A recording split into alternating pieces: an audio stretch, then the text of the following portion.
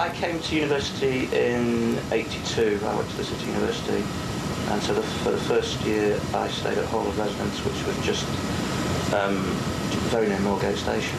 And then the second year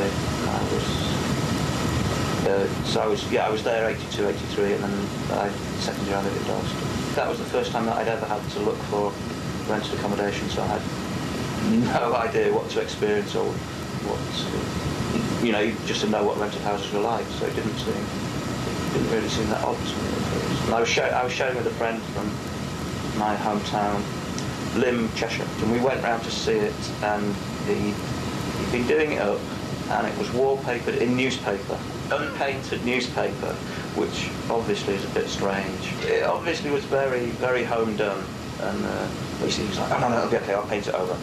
So it was painted over, but you can still see the newspaper.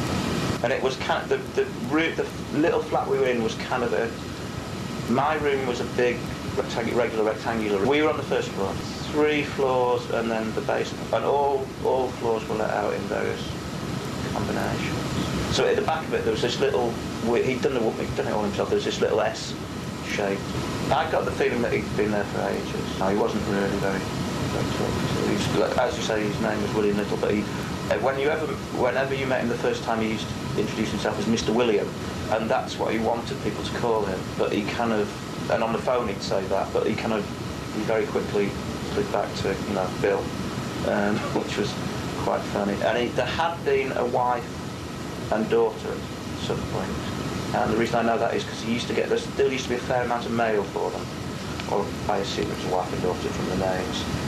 And there was this spare room which occasionally he'd try and get someone into and say that can they share your kitchen? And it was tiny, and where the bed was, the wall overlapped and there was a hole where you'd have had to put your feet in. I think it was 25 quid a week.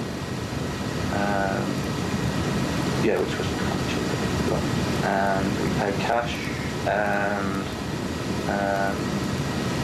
he would appear in the room. He had a key and he would come into the room, and he quite often did that when he knew that I was out. So he'd let himself into the room. My room was the front room, so the first you come in, and Claire's was at the back. So he wouldn't. But he'd come in, he'd open the door and then shout.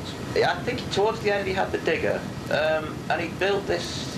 How can I describe it? It was like half dug out of the earth, and then with a bit of a concrete kind of dome over the top of it. So it was in there that you would get into from the MoleMan Road side. So he had the digger, and he would.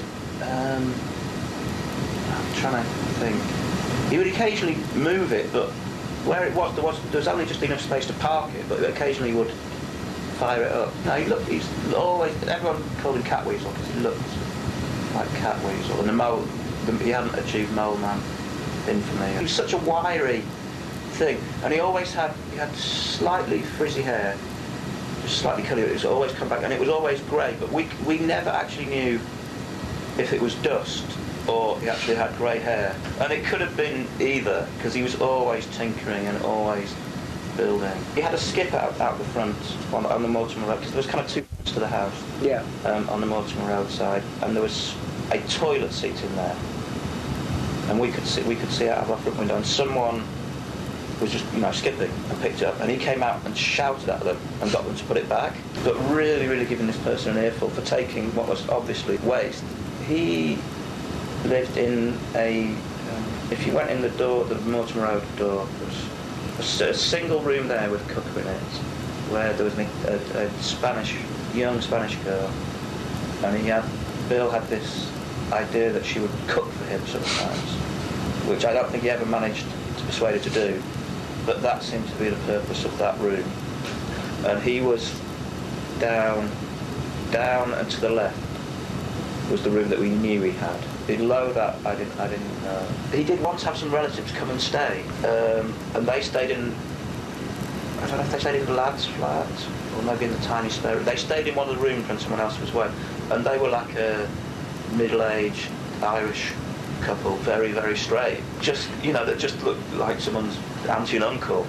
And they stayed for a weekend, and I might have known where he was from at the time, but he might have mentioned something about that, but I couldn't recall. But that was very weird when he had these relatives to come and stay. After, because it was student house, I went home for the summer, and because I got a lot of mail arts stuff, I did call back when I was back in London in September to say, was there any postal method? He might have saved it or whatever. And he just about recognised me and came out the front door, and he was like, well, I think there was a few things this morning, and opened the dustbin and picked them up and gave them to which was, like, literally, it was as kind of filmic as that.